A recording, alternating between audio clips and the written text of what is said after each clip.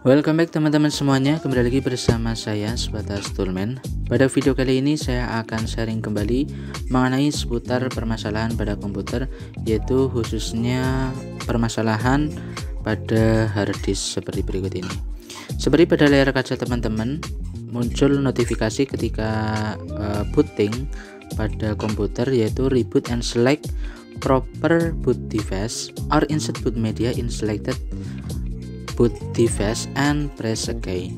Jadi kurang lebih maksudnya memilih ya, reboot dan memilih boot device yang digunakan atau memasukkan bootable media pada komputer teman-teman, lalu menekan tombol pada keyboard. Untuk permasalahan seperti ini itu sudah umum terjadi pada komputer atau laptop, dan banyak faktor yang menyebabkan permasalahan ini muncul, mulai dari RAM yang kotor dan perlu dibersihkan, ataupun kabel SATA yang patah ataupun rusak, hingga hard disk yang overclock ataupun bad sector teman-teman. Oke, namun kita tidak bisa menyimpulkan bahwa ini hard disknya rusak, jadi kita harus cek step by step, yang mana kita harus masuk pada BIOS terlebih dahulu teman-teman. Oke, sekarang kita coba masuk ke BIOS. Saya akan restart dulu. Untuk masuk ke BIOS bisa tekan tombol Del ataupun F2 atau juga F9 menyesuaikan dengan komputer dan laptop teman-teman ya. Oke, sekarang kita sudah masuk ke dalam BIOS-nya. Kurang lebih seperti ini. Saya menggunakan menggunakan motherboard MSI, yang mana kita bisa lihat bahwa hard disknya itu sudah terbaca pada BIOS-nya teman-teman. Hard disknya sudah terbaca pada BIOS-nya.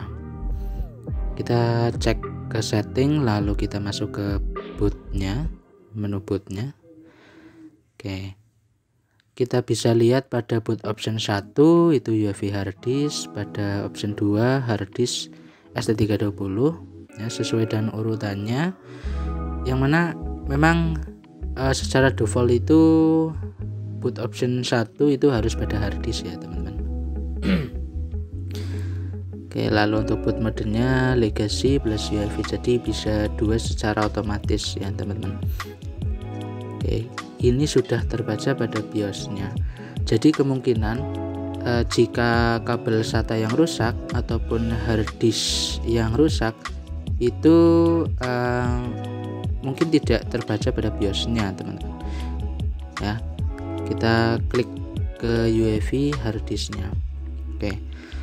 Jadi kemungkinan untuk permasalahan seperti ini karena boot Windows-nya yang tidak terbaca. Jadi untuk mengatasi permasalahannya kita aktifkan semuanya Windows Boot Manager-nya. Oke, kita sudah aktifkan semuanya option 1 sampai option 4. Kita back lagi. Oke. Nah, sekarang muncul hard disk-nya ya. Nah, ada Windows Manager-nya di samping. Kita bisa lihat Windows Boot Manager-nya.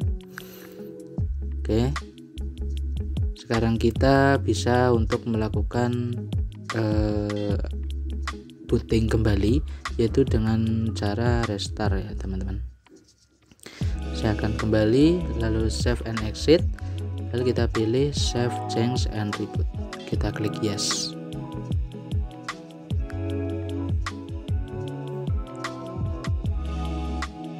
Oke, sudah bisa loading ya teman-teman. Ini adalah tanda loading ketika masuk ke Windows-nya. Jadi seperti tadi bahwa ketika permasalahan reboot and select proper boot device itu kita harus mengeceknya secara langkah demi langkah ya teman-teman. Mulai dari kita mengecek pada settingan BIOS-nya yang mungkin itu mempengaruhi pada bootingnya. Seperti halnya permasalahan kali ini, kita cukup untuk menyeting atau mungkin mengkonfigurasi pada Windows Boot Manager-nya teman-teman. Oke, semoga video ini dapat bermanfaat. Terima kasih and see you.